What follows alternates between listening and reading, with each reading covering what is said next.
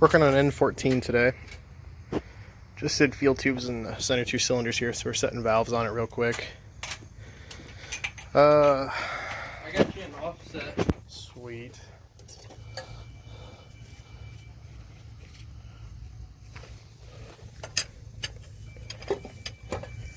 Okay, so it is a 7/8. Alright, but yeah, so we're setting these up. It's 0.35 on the intake, 0.68 on the exhaust. What's the injector set at? Do you have that number in front of you, Chris? It's 25 inch-pounds, but it's kind of funky how you gotta go through it. You gotta bleed the fuel out of it. Yeah, I saw you gotta run it up and down a couple times and bleed the fuel and then torque it down. So this might not be the best video for it, but it's what we're working on right now. So, I mean, setting the intake and the exhaust valves, no different than anything else. We're gonna get those set real quick. Like I said, it's 0.35 for the intake, 0.68 on the exhaust. Yeah. So we'll set those up and then we'll run you through when we go to do the injector. Well, apparently it is incapable of this truck ever actually being fixed. As soon as something gets fixed, something else breaks. Left a little trail across the street and now we've got diesel leaking.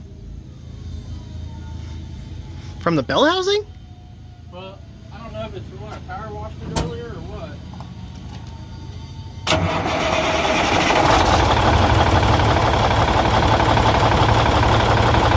Got a bit of an exhaust leak, but it sounds pretty decent. Engine runs nice and smooth.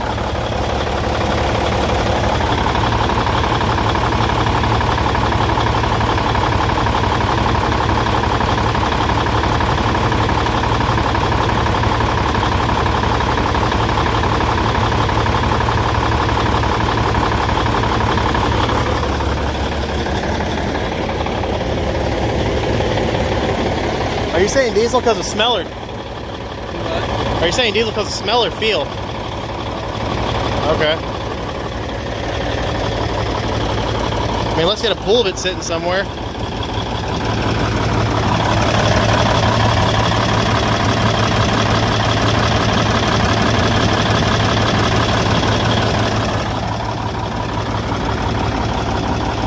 Because it looks like where you're talking about there, it's coming out of the bell housing.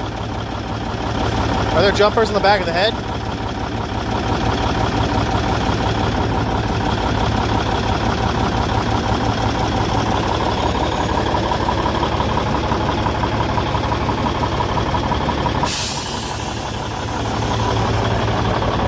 I forgot. It's a international. We can pull the center out and get to the back.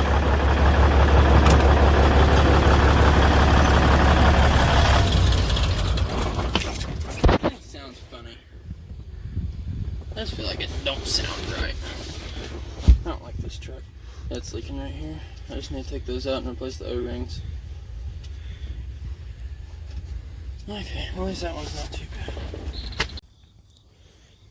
So this is that international from yesterday. Like I was saying yesterday, this thing can't stay fixed for more than a few minutes. So we had some concern about the number 4 injector yesterday. But before we went and condemned the injector, we went ahead and reset valves and reset the injectors on that center rocker box because we had them off. Took it for a test drive last night. It definitely has an exhaust leak. We thought it had a slight miss, but it was actually running really smooth last night. It had decent power. We let it sit, ran it again today, and we got a misfire coming out of 4. We had been a little bit worried that it had hurt that injector. Like I said, when this thing came into the shop, this thing was brought in on a trailer, so it was not running. So we got someone going to pick up an injector right now. We're going to go ahead and get one thrown in there. So I've got the valve cover just flipped up out of the way. That one has a vent on it, so you can just rotate it and leave it hooked in place. You don't have to undo the vent. So we're going to pop the rocker assembly out for that cylinder, get it out of the way, and we'll be to the injector. So this is the setup I'm working with. Climb up the ladder, stand on the tire, just leaning over from there and doing the rest of the work. They're not too bad. I don't know how good the audio is going to be because Chris is playing with his new chainsaw in the background, but we've got the whole rocker assembly out of that cylinder.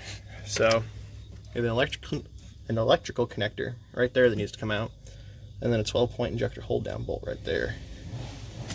So the rocker bridge themselves are 12 points. They are 9/16. I believe this is the socket for the injector hold down. It is 3/8 12 point. So as I'm knocking all my tools over, but it's not too bad. Like I said, took the charge tube off from the air cleaner to the turbo, or the intake tube, flipped the valve cover out of the way, and then just pulled it out. I've got the rocker assembly and the bridges sitting in the cab of the truck on some paper towels. So it's ready to come out now. Once the new injector gets here, we'll switch it. I don't want to take the injector out until we have a new one here. We got the injector out. So we just took a heel bar, popped it up once we got the hole down out and the connector off. We got the injector down in there. So the injector hold down bolt is torqued to 30 foot-pounds. Then we got the 1/2 inch torque wrench out here. We're getting ready to set the rockers back in. The rocker bolts are tightened down evenly and torqued to 115. So it's kind of work back and forth from side to side until it's all the way down. I'm going to do that with just a regular ratchet, and then get the torque wrench out, and then we'll get them evenly torqued down to 115. Once we're done with that, we're going to have to readjust the valves and the injector on that hole since we had the rockers out. Then we should be ready to start this thing again.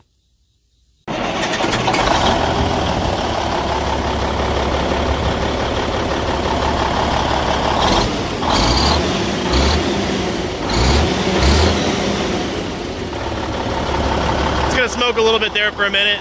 We got some fuel and oil down in that cylinder while we had the injector out. But it's in. We reset the valves, reset the injector on that cylinder.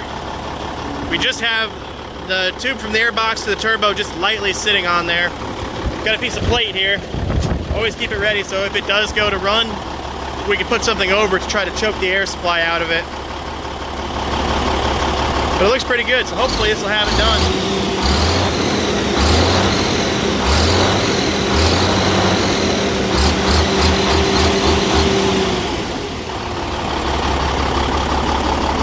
Well, we'll let it run for a minute, get up to temp, then we'll go take it out on test drive.